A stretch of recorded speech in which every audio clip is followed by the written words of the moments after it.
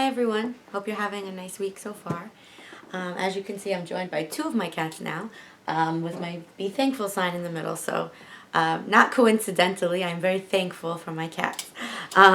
So I just wanted to point that out because usually it's only one cat, but now we've gotten to two. Maybe we'll get to all four by the end of the semester. So I want to go over the two articles that were for this week. The truth about lying and lying words. Okay, so of course we see the main thing that they have in common. They are about lying and how to detect a lie, when the truth is important, why people lie, the kinds of lies. So these two articles, when taken together, cover a whole variety of things. So the first one, the truth about lying. This is a classification essay and an analysis, right? So what the author, she does is she exemplifies all these different types of lies that she categorizes and labels and discusses. Then she gives examples, she gives her opinion, and it's not fact, of course, this is her opinion. So how we feel about these things may be very different than how she does. She seems to have the perspective throughout that it is acceptable in certain instances, depending on the situation. And then she says it should be our last resort. But she doesn't quite see it as morally unacceptable or wrong that many of us might see it as. So let's take that into consideration. We do have different perspectives maybe than the author. But these are the types of lies that she distinguishes. She says there are social lies. She says these are the most commonly accepted ones, and these are to be polite. She says that they don't do any harm. She calls them white lies. And what she says about them is that they're done in order to kind of function in society. So let's say you go to a party, right, and you see someone you haven't seen in a while. They look terrible, okay? They look like they've aged. They just don't look the same as you remember them. Maybe there's things about them that just don't look quite right to you. But you say, wow, you look so great, right? Okay. Another one. She says you go to a dinner party, right? You're sitting around, you're eating the food, don't like the food, maybe it's too salty, maybe it's too spicy, maybe it's too bland, whatever the case is, don't like it. Okay, maybe it's Thanksgiving dinner with someone's family or your family, and you just don't like what you're eating. And you say, wow, this is so delicious, thank you for making this, or something like that. Okay, she says those are called social lies. Then we have the peacekeeping lies, to avoid conflict. So she says, don't we all want to avoid arguments and conflicts? Well, I think the majority of us probably do. And she says that this happens when we just don't want to fight, right? So rather than tell the truth, like maybe a husband and wife, the husband accidentally broke the wife's favorite, I don't know, glass, right? He broke the favorite glass. And, she asks what happened to the glass, and he says, I don't know, right? Or he says, the cat knocked it over. That's a peacekeeping lie, right? It could be a lesser degree like that, or it could be a more intense degree, but that's the point, to avoid a conflict. Then there's the trust-keeping lies, right? Now these involve, I skipped protective lies. Protective lies, she highlights, and she says these could be very serious, and they could go in either direction, right? When the truth is too damaging.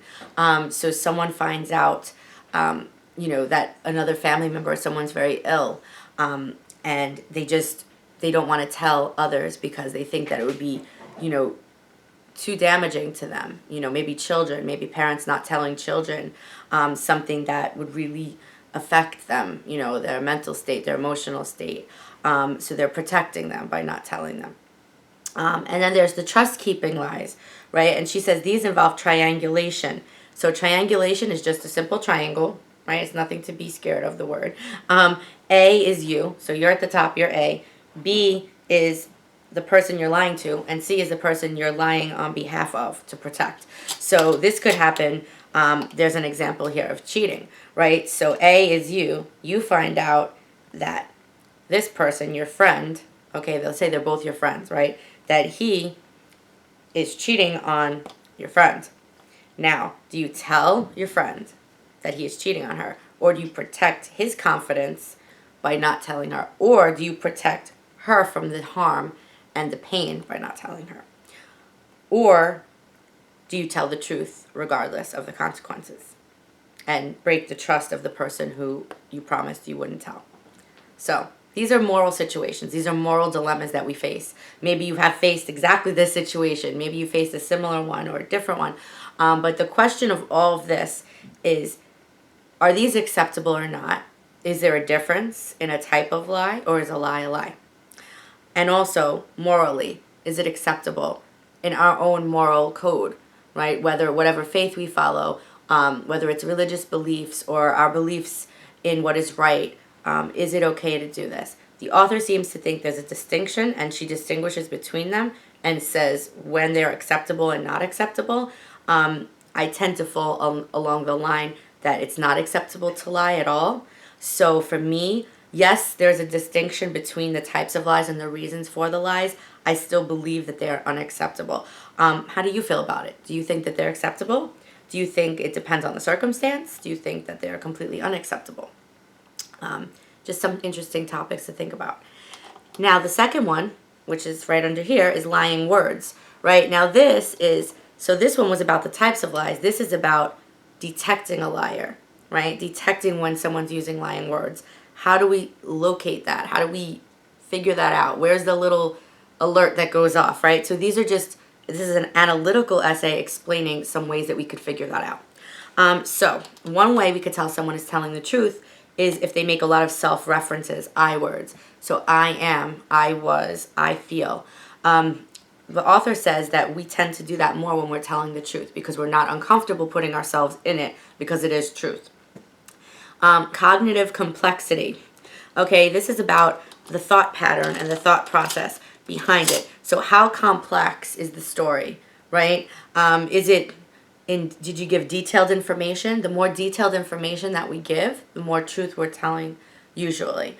So if you can remember, well, it was just before I ate lunch and it was right under the table when I found it or something like that, that tends to denote truth more.